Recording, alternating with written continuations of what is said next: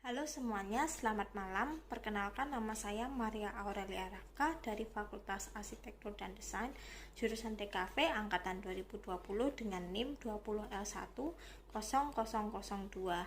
Pada video kali ini saya akan menjawab beberapa soal dari materi ujian akhir semester agama, yaitu berisikan pemaknaan pengalaman religius dalam situasi pandemi COVID-19. Pertanyaan yang pertama, berikan pendapat Anda mengenai pandangan bahwa peningkatan secara drastis dan kondisi tidak terbentuknya persebaran penularan akibat dari kurangnya kesadaran manusia akan bahaya virus corona. Pendapat saya mengenai pandangan bahwa peningkatan secara drastis pasien dan kondisi tidak terbentuknya persebaran penularan merupakan akibat dari kurangnya kesadaran manusia akan bahaya virus COVID-19. Hal tersebut adalah benar, sebab memiliki banyak sekali penerapan protokol kesehatan, penggunaan masker yang tidak sesuai, berkerumun dalam rangka yang tidak terlalu penting seperti liburan dan mudik, kemudian juga tidak bisa mengantri dan bersabar dalam kerumunan tertentu. Namun, selain itu juga, ini bisa terpengaruh karena dari segi perekonomian dan lajunya sumber daya manusia yang tidak bisa mengikuti prinsip work from home karena keterbatasan pendidikan, ekonomi, dan dari latar belakang dan kualitas diri masing-masing, baik dari segi psikologis akibat merasa kesepian dan susah karena hilangnya banyak teman-temannya, tidak bisa berkumpul bersama dan merasakan cinta fisik, atau bahkan semakin lapangan kerja yang berkurang akibat penutupan COVID, dan biasanya rumah sakit yang ditanggung oleh pemerintah yang berhubungan dengan pasien COVID-19, di mana mempersulit survival seseorang di masa pandemi. Pertanyaan yang kedua, sebagai manusia mempunyai kemampuan berpikiran secara rasional dan kesadaran secara imani sebagai makhluk ciptaan Tuhan, sekaligus pemikiran dan sikap manakah yang lebih dominan pada diri Anda? Apakah virus COVID ini merupakan hal negatif bagi perkembangan iman atau ada juga dampak positif bagi perkembangan iman? Sebagai manusia mempunyai kemampuan berpikiran secara nasional dan kesadaran imani sebagai makhluk ciptaan Tuhan, sekaligus pemikiran dan sikap saya yang bisa saya lihat sendiri. Kalau lihat dari berbagai warga Indonesia, saya melihat itu dominasi negatif 100% bagi perkembangan iman di Indonesia di COVID, karena hal tersebut mempengaruhi psikologis seseorang, karena seseorang bisa mengalami kecemasan berlebih dan merasakan kehilangan tidak tampak karena masyarakat Indonesia terbiasa lebih menyukai melakukan ibadat mereka seperti persis yang diajarkan oleh pemuka agama dan kitab doa masing-masing, serta menjalankan ajaran doa mereka harus lebih sesuai.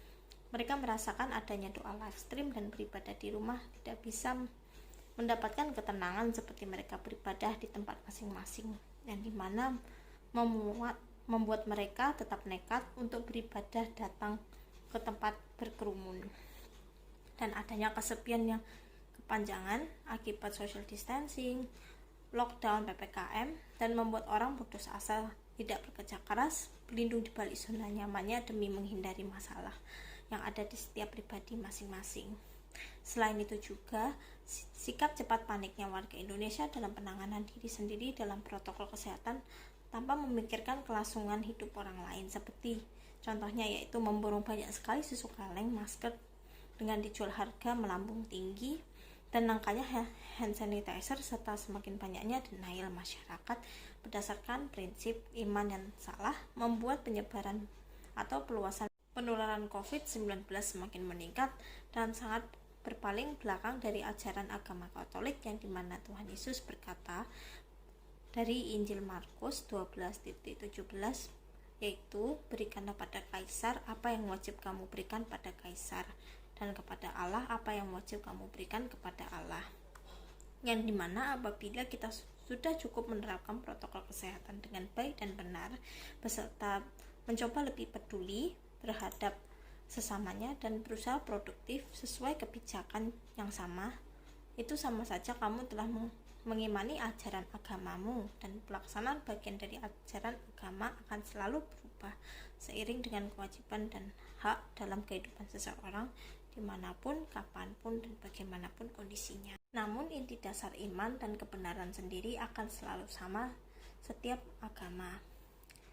Namun pada sikap dan pengalaman yang saya alami berdampak positif bagi perkembangan iman saya. Dengan banyaknya kasus Indonesia dan pandangan iman yang rendah di warga Indonesia membuat saya memahami arti, hak, dan kewajiban saya sebagai warga negara yang baik dapat membantu saya memahami bahwa masa sesulit apapun, apabila kita teguh dan mempercayai, iman akan selalu hidup cukup selama kehidupan saya. Meskipun kondisi lingkungan kerja saya mengenaskan akibat penyebaran COVID, namun ayah saya tetap sehat-sehat saja karena menerapkan protokol kesehatan yang cukup.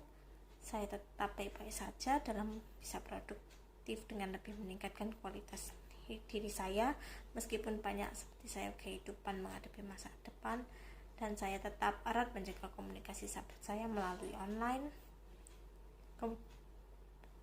Dan saya juga merasa kebahagiaan ibadat khusyuknya seperti ibadat di gereja dengan acara live stream. Sahabat saya menyukai rumah suasana saya yang tenang dan akrab daripada di gereja layaknya sebelum pandemi, serta lebih fokus pada doa daripada menjalankan sekedar kewajiban dan tradisi yang merupakan hal terpenting dalam mengimani agama dan kepercayaan.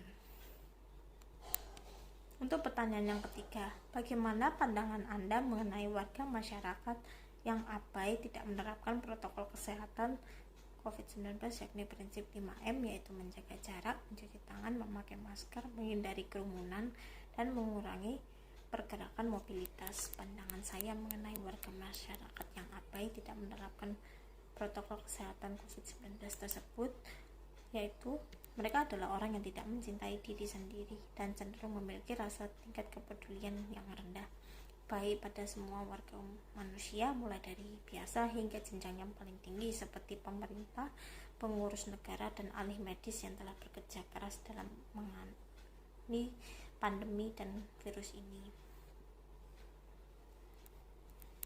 Untuk pertanyaan yang keempat, suatu saat kita akan berjumpa atau bahkan mungkin saja sudah berjumpa dengan kerabat dan teman saya yang terpapar dengan virus corona 19. Apakah yang saya lakukan terhadap mereka, dan berilah alasan secara rasional dan dalam konteks pengalaman religius.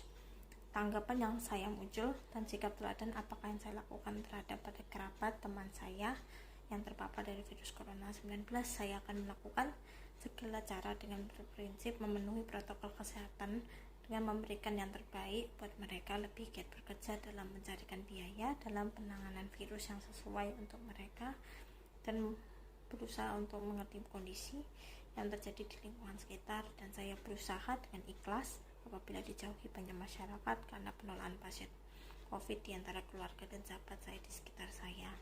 Namun untuk teman, saya akan mencoba memberikan pertolongan yang cukup sesuai kebutuhan. Dan dari pengalaman religius saya alami, apabila itu terjadi saya akan merasakan ketakutan, namun terus menerus seiringnya dengan waktu saya menyadari keluarga dan sahabat butuh saya.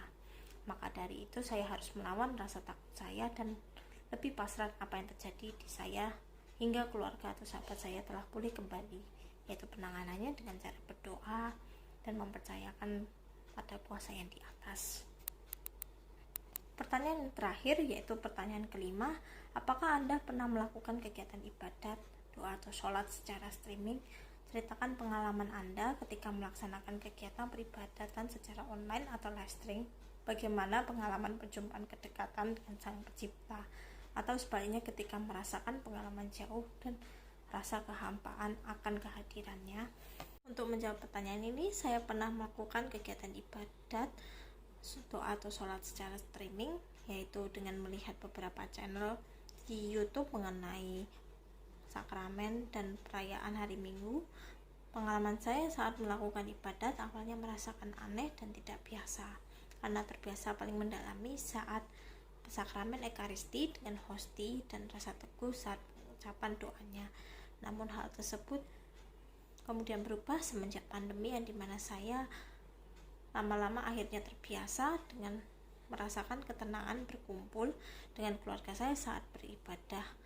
Hal ini mengingatkan saya seperti kegiatan yang saya sukai saat berkumpul bersama dengan keluarga, yaitu dengan melihat TV bersama sambil makan malam, duduk lesehan berbincang bersama, yang dimana menjadi hal dasar yang ketenangan dan iman yang saya rasakan di situ dari pengalaman dan hal yang paling saya sukai ketika saya berkumpul dengan keluarga saya.